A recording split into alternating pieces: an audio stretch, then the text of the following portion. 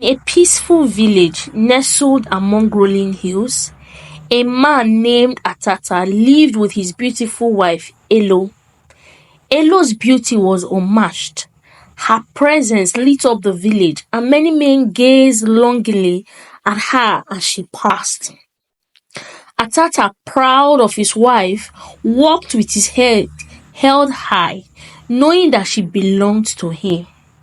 However, their happiness was shadowed by a painful absence of a child. Years had passed and they still had no child. The village gossiped, casting doubts on Elo's ability to conceive.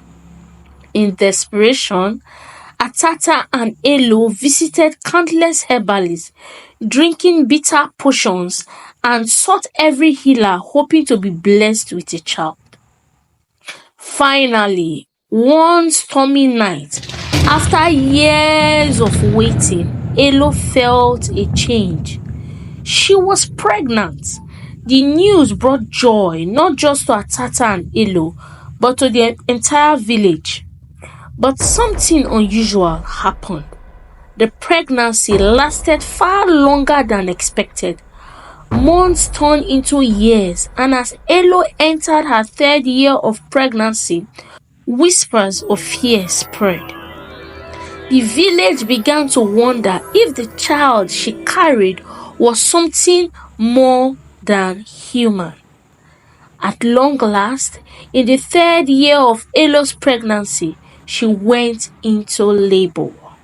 The night was tense as the village midwife arrived, prepared for the unknown. Elo gave birth quickly, and as the cries of a newborn filled the air, the midwife noticed something shocking.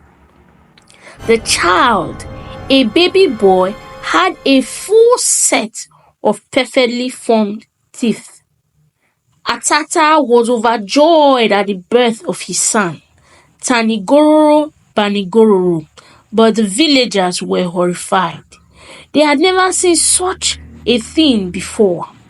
Elders whispered amongst themselves, saying, the child's teeth were a sign of a blessing from the gods or a curse that would bring misfortune upon the village. Despite Atata's joy, the fear of the village grew. Superstitions ran wild, and soon the village council made a terrible decision. They declared that Tanigoro Banigogoro, believed to be cursed, must be taken to the evil forest, a place of no return, where unwanted things were left to die. Atata, bound by tradition, had no choice but to obey. His heart broke as he handed his son over to the village men, who carried Tanigoro Banigoro deep into the dark, forbidden forest. That night, after Tanigoro Banigoro had been abandoned in the evil forest, Elo couldn't sleep. Her heart ached, and her maternal instinct screamed at her to act. She couldn't lose her son, not after waiting 3 long years. In the dead of night, Elo made a daring decision. She would rescue her child. Gathering what little she could, Elo slipped out of the village and made her way to the evil forest, a place feared by all. Guided by sheer determination, she found Tanigoro Banigoro lying where the villagers had left him. She picked him up, her tears falling on his face as she cradled him to her chest. Knowing they could never return to the village, Elo fled with her son. She ran through the dense forest until she reached the path that would lead her to her own people, in a distant village where she knew they would find refuge. Elo's people welcomed her with open arms, taking her in and giving her shelter.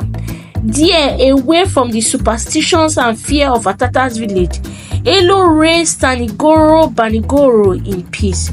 She knew that her son was special and that he had a destiny beyond what anyone in their village could understand. But the story of Tanigoro Banigoro was only just beginning.